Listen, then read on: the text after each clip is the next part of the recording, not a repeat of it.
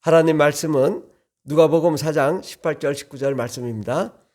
주의 성령이 내게 임하셨으니 이는 가난한 자에게 복음을 전하게 하시려고 내게 기름을 부으시고 나를 보내사 포로된 자에게 자유를, 눈먼 자에게 다시 보게 함을 전파하며 눌린 자를 자유롭게 하고 주의 은혜의 해를 전파하게 하려 하심이라 하였더라.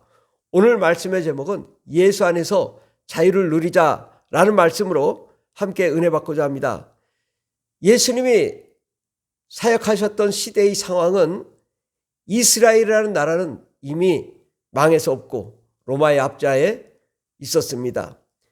당시에 대부분의 사람들은 병들고 아프고 가난하고 괴롭고 폭행당하고 슬픈 삶을 살고 있었습니다.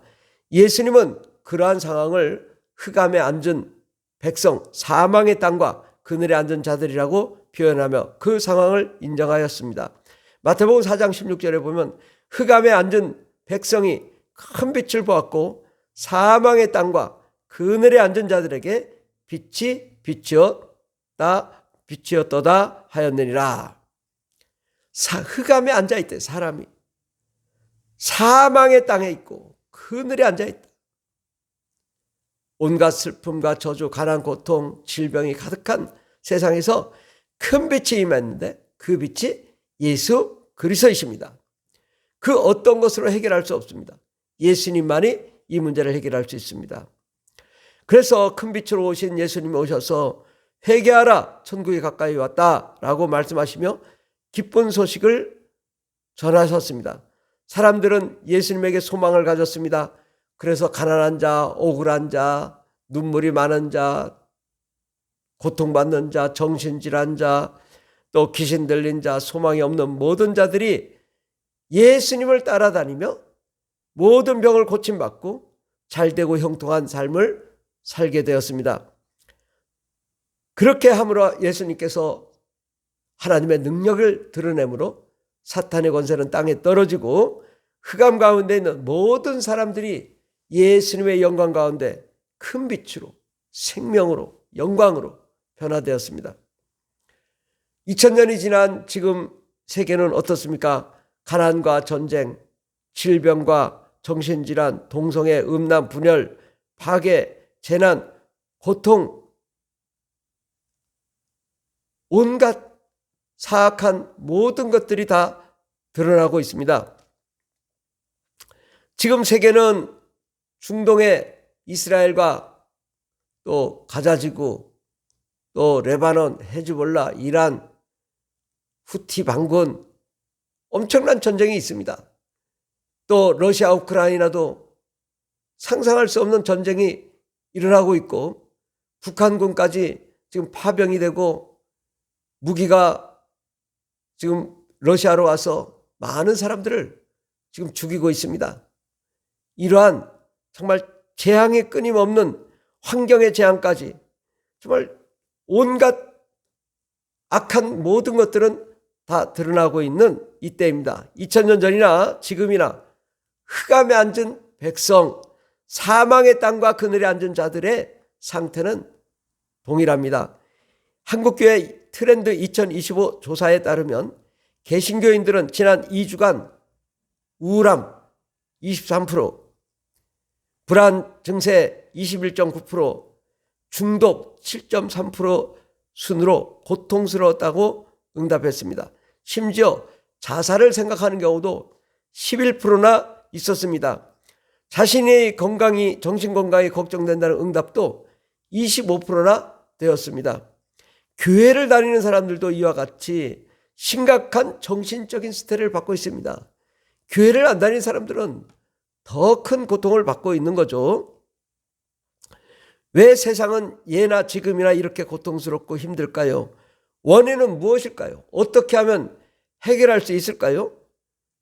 우리는 그 악한 실체를 알아야 되는데 사람들의 역사는 악한 마귀와 더러운 귀신들이 우리를 힘들게 하기 때문입니다.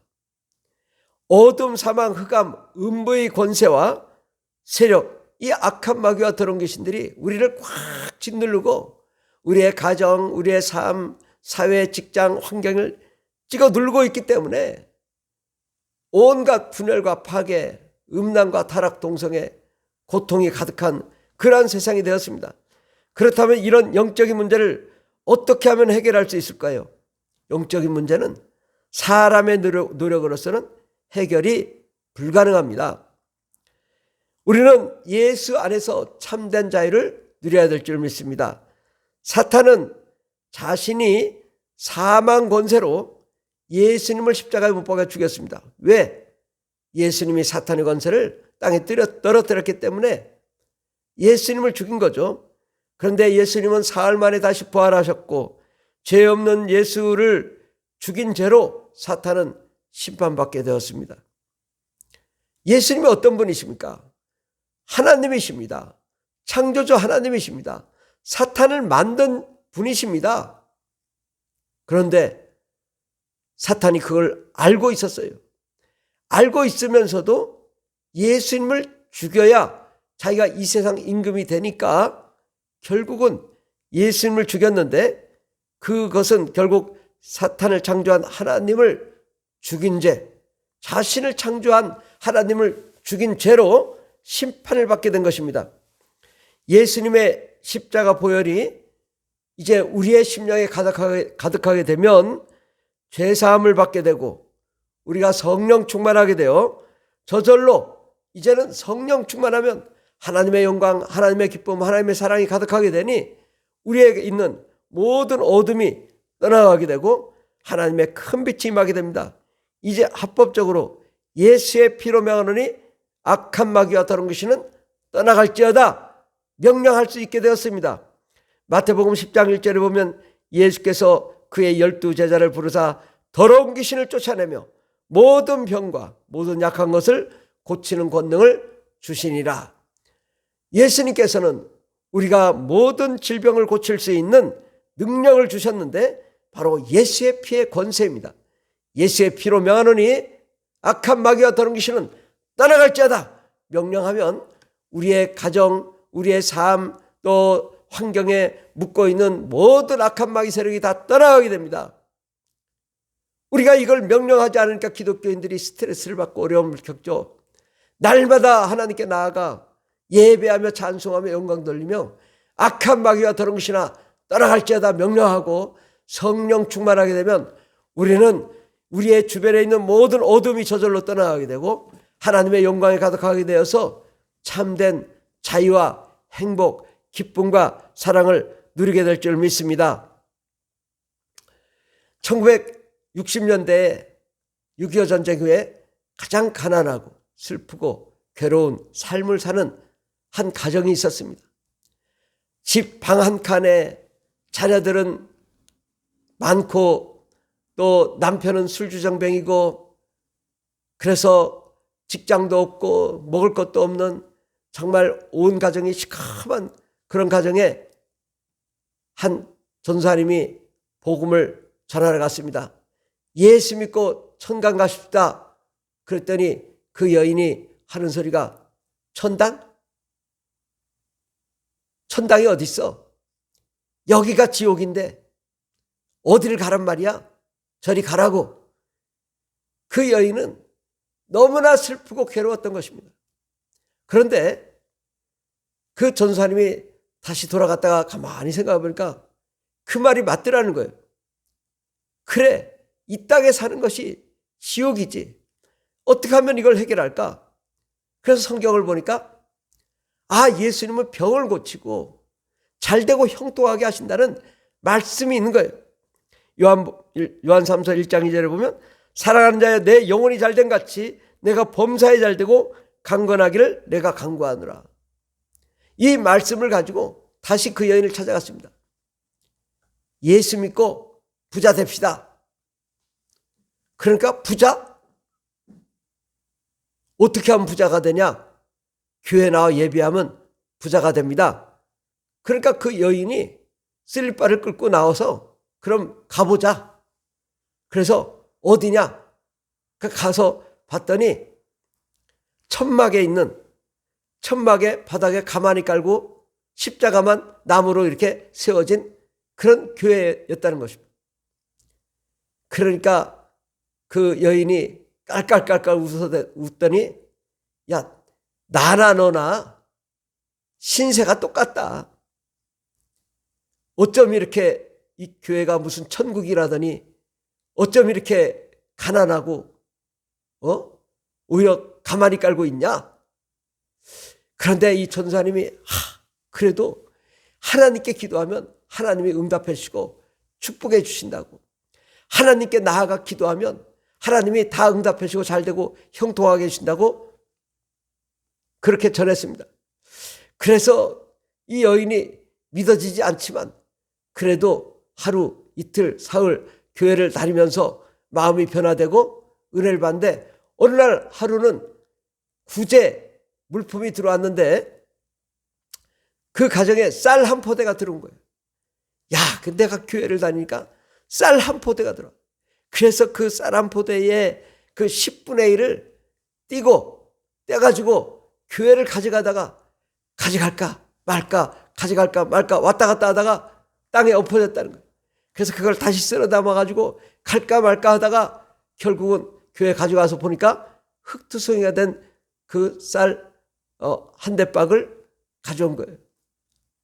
예, 그래도 그런 믿음을 보인 그녀가 어느 날은 남편이 정말 이 가난한 사람들을 돕자고 해서 주변의 마을 사람들이 이 남편을 직장에 취업을 시켜준 거예요.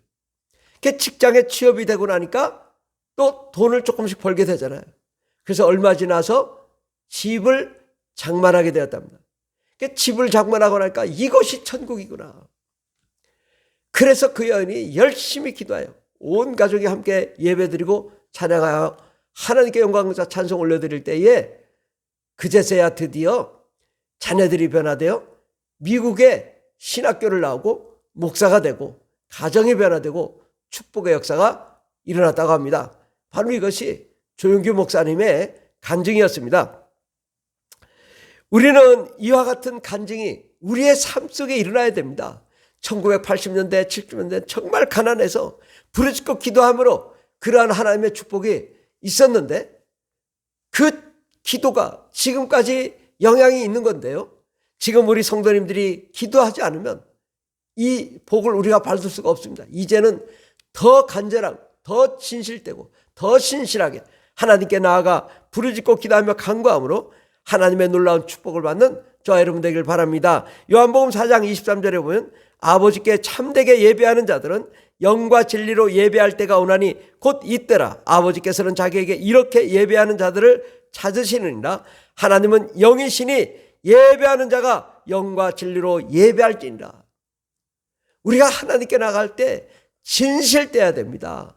참되게 예배해야 됩니다. 우리가 억지로 드리는 예배가 아니라 정말 하나님께 온전히 드리며 그의 말씀이 역사하시도록 더욱 기도하며 성령 충만하면 하나님의 놀라운 축복이 일어날 줄 믿습니다. 하나님의 기적의 역사가 나타날 줄 믿습니다. 날마다 주께 나와 신령과 진정으로 예배하며 기도하며 성령 충만하면 악한 마귀와 다른 것이 떠나가고 하나님의 그 성령의 역사로 상상력과 창의력을 주시고 창조적인 역사로 세계 역사를 변화시키는 승리의 삶을 살게 될 줄 믿습니다. 기도하겠습니다. 하나님, 우리가 예수 안에서 참 자유를 누리게 하여 주시옵소서. 가난한 자에게 복음을 전하게 하시려고 내게 기름을 부으시고 나를 보내사 포로된 자에게 자유를, 눈먼 자에게 다시 보게 함을 전파하며 눌린 자를 자유롭게 하려고 예수님이 오셨다고 했습니다. 그 예수님의 말씀이 우리 가운데 이루어지는 놀라운 성령 충만의 역사, 예수 안에 자유를 누리는 참된 역사가 일어나게 도와 주시옵소서.